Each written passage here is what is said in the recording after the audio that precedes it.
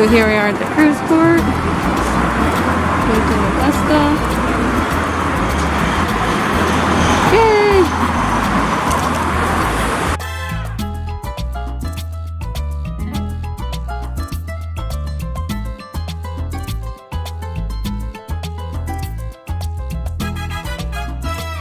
Alright, this is our room. Better late than never. This is a Haven Spa Suite. Room 16120. We have a beautiful light over the bed. Some art. Alright, let's test how comfy the bed is. Oh, very nice. Pillow soft. We got some champagne. Just 2 bottles of champagne. Oh, 2 bottles of champagne? Oh, one's on ice. Is it on ice or is it water? It's on ice. Is it so... So, yep. So I'm sure this was on ice yesterday, but it turned to water. They got word that we were coming. And yeah, and here's our beautiful tub that we're going to clean before we use. Are you happy? yeah. Look at all this space. Look, they got the lighting Ice on now. bucket. Oh, our ice bucket is already filled with ice. Look at the ambient. So it gives you an idea of how big the tub is. David is 5'7". Yeah. And so, There's room there. yeah, let's see. Let's see if I can get in here, you guys. Alright, so here we are. You have to pull the thing. I can't even see the thing. I'm pretty comfortable in here with 2 of us. This is fine. This is something we didn't see on YouTube yet. How big is the tub? Yeah, people show it, but no one gets in it. So. I've got plenty of space. I know, I'm shorter than you. I'm 5'4". How tall are you? So my legs would be more comfortable since you're so much taller than I am. But yeah, here's the view from the tub.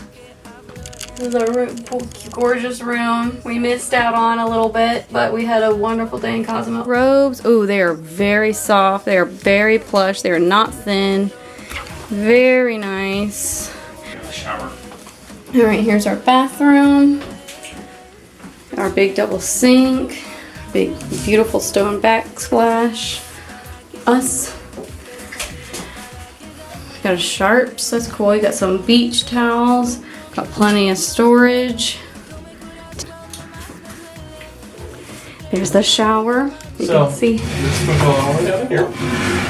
And it's a wand you take off. You have 6 nozzles or faucets that will spray on you. Look at all And that. you can turn on just 2, just 6, or all 6, just 4.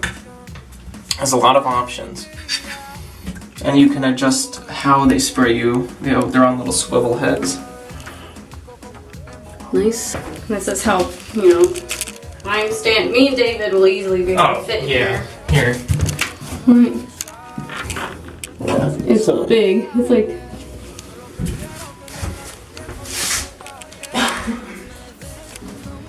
Like, look. I'm just amazed that we made it, you guys. I'm just so excited that... I'm just in shock and disbelief in all the best ways. Look, there's like lighting. I guess this, oh yeah, that changes the other lights. One turns on the light above you, one turns on the ground. Oh yeah, because there's like lighting back here. There's that light. There's like these lights. There's these lights. So above the tub. there's no shortage of different light fixtures. There's even like some lighting over the art. Illuminated art. Yep. Here's our nice thick curtain. There is a secondary one. And our balcony. This is ample space. This is a huge balcony. You can see where the bridge is. This is a huge balcony. This is twice the size of our balcony on Breakaway when we just had a spa balcony room. This is a Spa Haven balcony room. I'm backed up into the corner and you can see like there is plenty of space out here. It's a huge balcony.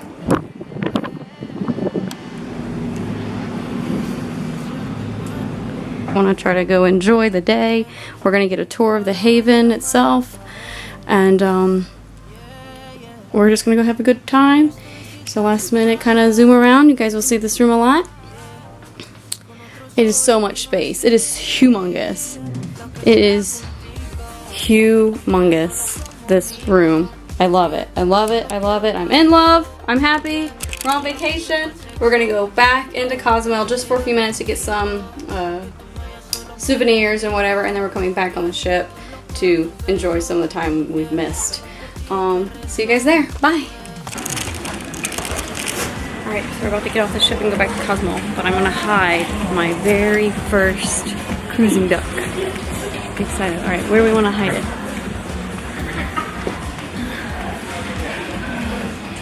Where do we want to go? How about I just put him right here? We're right here and guess what? We're just going to put our very first little, oh no! Put our very first duck. Sorry, I'm trying to film and do this at the same time. There he is. There she is. My very first cruising duck. Let's find some other places. Oh, there's a Christmas tree over here.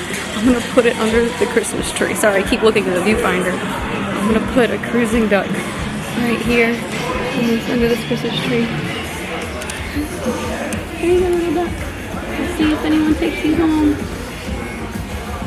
It's a little spot, good little hiding spot for him.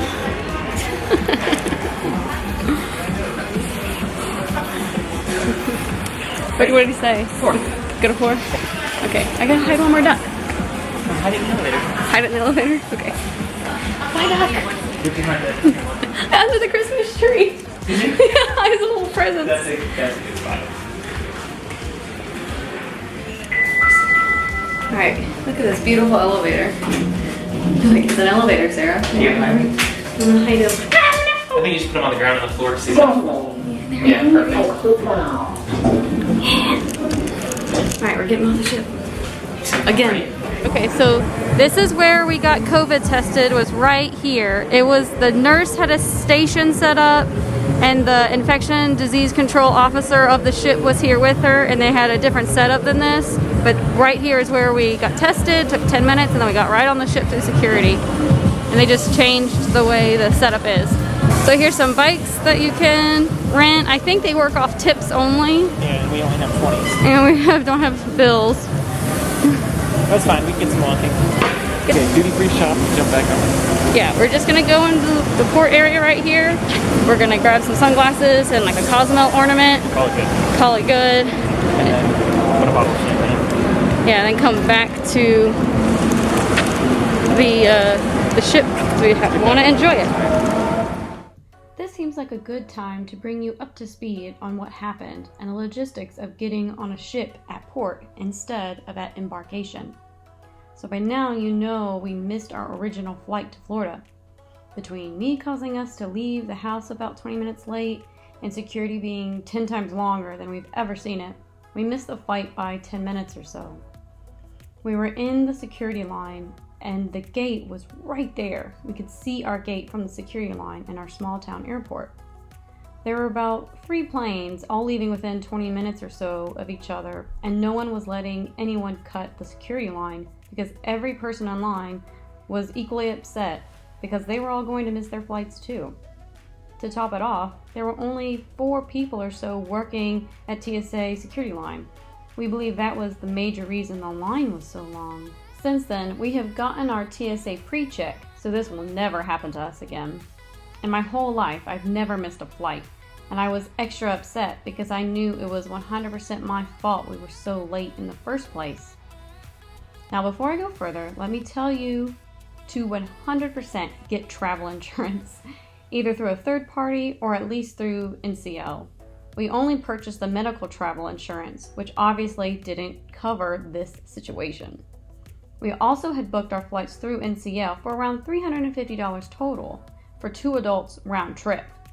Now, in the emails they sent, it said call about 60 days prior to our trip to book our flights with their agents. Now, about 90 days out, I had an email go to spam that directed us, if we wanted to have our flights the day before, which I always recommend, we needed to contact them in the next 10 days. Well, I didn't see that email until about 75 to 80-ish days out. but we immediately called NCL and spoke to many different people to no avail. They said we were a few days late to secure a day before trip and told us it was yet too early to actually book our day of flight. So in the following days, we searched to buy our own flight to Florida, but they were incredibly expensive, like $800 for 2 people one way. So we risked it. When our flight was booked, we got the earliest flight as possible to try to give us as much time on the boat as possible that first day. So always fly in the day before and always get insurance. That's what you should take away 100%. So there we were, at an empty gate with a few people also trying to get their plans organized. We called the NCL flight interruption line, and for about 20 minutes the rep tried to get us on another flight. But nothing that she was authorized to book us on would get us to Florida in time. Now, this is where NCL messed us up. The rep did not say, "I can't get you on any of these flights." She said, "There are not any flights." If she had said, "Hey, I see a flight at a neighboring airport that leaves in 3 hours. If you can get on it, it will get you to Orlando in time." But that's not what she said. So we thought there weren't any flights that we could get on. Period. If we were thinking with clearer minds, we would have looked up on our own flights to Florida to verify what the rep had said. But we were too wrapped up in the chaos, and it didn't cross our minds until that night that the second we knew we couldn't make our original flight with Norwegian, we could have beelined it to another airport and might have secured a decent, probably super expensive, but on-time flight to Florida. So we went home and called our NCL rep, and we continued to call him and email him for 2 hours. To this day, he never called us back or even sent an email. Fuck that guy. I cannot even speak the name of the vampire that organized that monstrosity. I don't give a fuck. His name was Mike. Fucking Mike. While we were trying to reach him, we were also trying to reach someone at NCL to help us. But everyone had different answers or no answers. But there was no clear direction on what we should do. No one knew enough about anything. We eventually learned that NCL would keep 90% of our money. We thought at first that maybe we could just roll over our money to take a cruise the next day or the next week. But they said no, that we didn't buy the insurance plan with them that would have allowed that. So after we had been on the phone for around 6 bloody hours, 10 different people, several departments, and even more panic attacks and complete breakdowns on my part, we sticked all the information together that NCL was now allowing people to board in Cozumel if they missed their embarkation, which previously wasn't allowed because of COVID. So that's when it all came together. We booked 2 one-way tickets to Mexico and a single night at a beachfront resort. That night we bummed at a friend's house in Baltimore so we could be right near a major airport in case anything had happened. Thanks, Dave and Edie. And 18 hours later, we were on a beach in Mexico, and you guys saw how that went. Once we landed in Cozumel, all we had to do was go through 1 hour in customs, and the hard parts were over. My mistake monetarily cost us around $400 extra, but emotionally, the toll was much higher for me. But getting on the ship was easy. We arrived at the staff port entrance, showed our passports, and because they were expecting us, they let us right in. We did the walk of shame at 9 a.m. against the grain of cruisers heading to port, and walked right up to the ship with our luggage. There was a medical tent set up for us and the other couple that also missed their embarkation because of a snowstorm. Side note, we'd actually met them the night before at our hotel. What a small world. What are the odds that not only another young couple being in the same situation booked the same hotel and us running into them at the pool and finding out we were both getting on the ship the next day? The ship's medical officer and ship's nurse gave us a COVID test, and we hung out for about 10 minutes. While we were waiting, our steward came and collected our luggage and took it straight to the room for us. Our Haven butler met us as well and escorted us from the medical tent straight to our room. Once in our room, even the Haven concierge assisted with bringing our bags into the room. Everyone was incredibly nice during the entire process and saying things like, "We're so sorry for all your trouble. We're so glad you could join us. Is there anything we can do to make up for your lost ship day?" Even the Haven bartender was like, "Oh, you're the late timers. Welcome aboard," before we even said anything. It was great for sure. 100% first class service. It was very painless all around. Couldn't have gone smoother, and we were just so unbelievably thankful because we had a terrible experience on our original embarkation day. We had a personal tour of the Haven, which we didn't really need because of all of our YouTube research, but it was really nice all the same. There were 2 other, let's call them hoops, we had to jump through.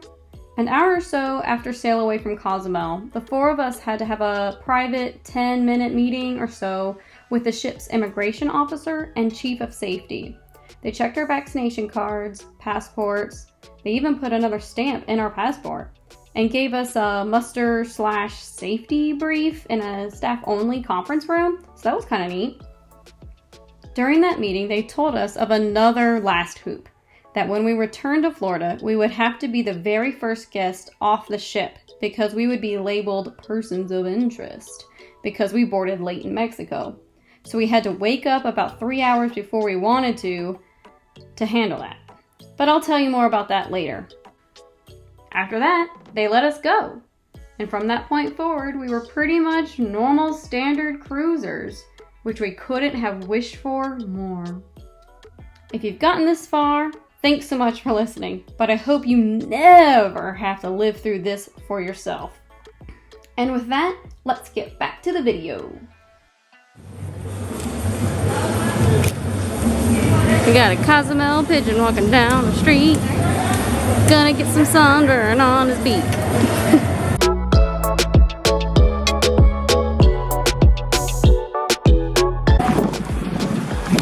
What do you guys think? Got them for $90. They're made out of bamboo from Argentina. And I've been wanting some really nice glasses. It's a little pricey for me. I don't think I've ever spent that much on a pair of sunglasses before. But I love these. I think they're so cute. Here's what they look like. But she makes tip money now. What do you guys think? Do they look good? Think I spent too much money? I know I spent too much money, but I like them. I'm sure on the ship, sunglasses, they're gonna all be like designer, and the Sunglass Hut only had like designer, like $300 glasses. So, and the ship will probably be similar. And other than that, it was like $5 ones, and that's kind of how I have. I have $5 glasses. You can really see the size difference. Oh yeah.